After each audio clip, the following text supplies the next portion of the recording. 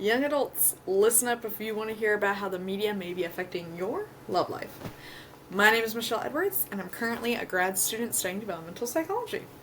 So there have been numerous research and studies on the importance of romantic relationships during this important time of your life, as well as sexual identity, which supports intimacy later on in the course of your adult life.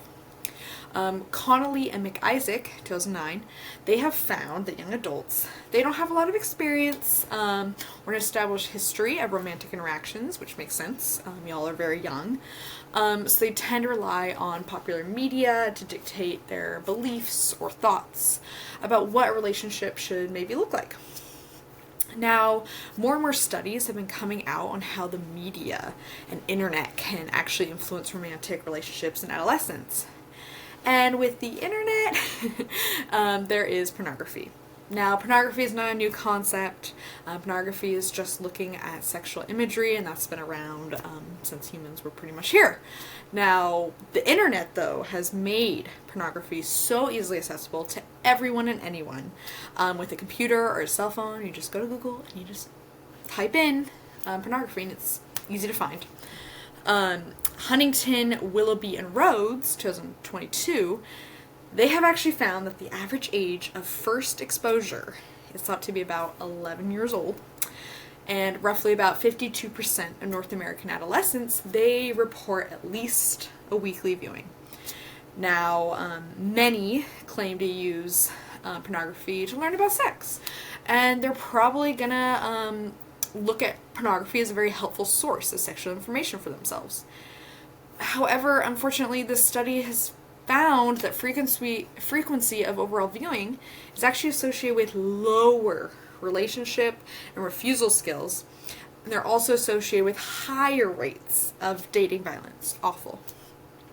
Now, young adults, y'all cannot draw on previous romantic and sexual experiences to compare, unlike adults who are able to do that. You also don't quite have the communication skills that many adults do in their partnership because it's all new for you. And you're still developing these skills. And so, because of this, the objectification and the potentially painful sexual acts, and also the absence of consent, that can be very confusing to y'all, and maybe even intimidating. And studies have suggested that watching sexually dominant behaviors in pornography can actually increase the emotional distance between sexual partners in adolescence. One interesting thing is that pornography viewing behaviors are actually not associated with the likelihood of having had sexual intercourse with one's current dating partner.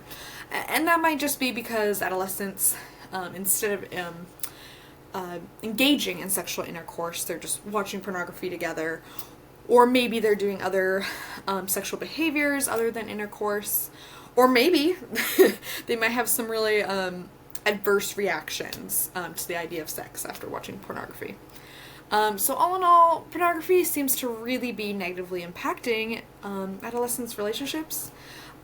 Educators, public health officials, and all of you guys listening, please take your romantic life seriously and continue to address conversations about pornography usage.